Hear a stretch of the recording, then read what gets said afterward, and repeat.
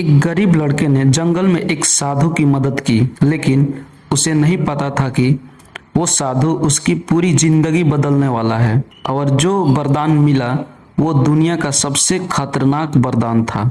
एक दिन जंगल में अचानक तेज बारिश शुरू हो गई और वह एक पुराने पेड़ के नीचे छिप गया। तभी उसे एक बूढ़ा साधु दिखा, भीगा हुआ, कमजोर, कांपता हुआ। अरब ने बिना सोचे अपना कपड़ा फाड़कर साधु को ओढ़ा दिया और अपनी लकड़ियां भी उसे दे दी बैठने के लिए। साधु मुस्कुराया और बोला, बेटा, तूने बिना सोचे मदद की है, मैं तुझे एक वरदान देता हूँ। आरव चौंक गया।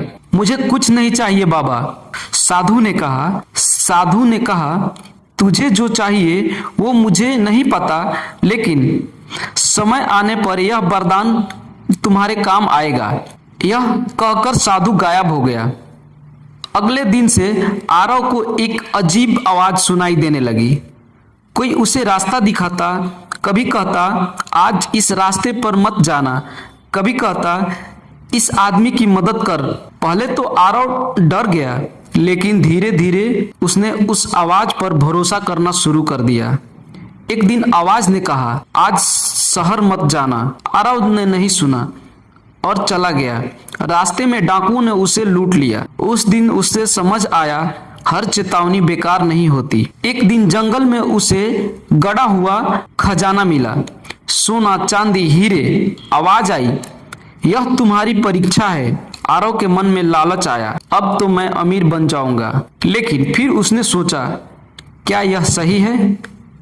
वह खजाना लेकर गांव के मुखिया के पास गया और सब बता दिया। गांव वाले ने उसे ईमानदारी के लिए सम्मान दिया। सच्चाई हमेशा तुरंत फायदा नहीं देती, लेकिन जीवन भर सम्मान देती है। एक रात आवाज ने कहा, कल सूर्योदय से पहले पहाड़ पर पहुंच जाना। आरव गया। वहां से वही साधु फिर उसे मिला।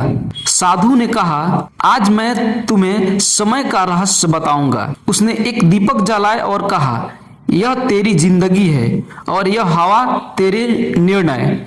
हवा तेज हुई और दीपक बुझ गया। साधु बोला, अगर तू अपने फैसलों को संभाल नहीं पाएगा तो जिंदगी ऐसे ही बुझ जाएगी। एक दिन आरव बहुत परेशान था।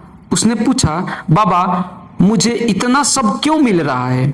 साधु ने मुस्कुराया और कहा, क्योंकि तू सीख रहा है और जो सीखता है वही बदलता है।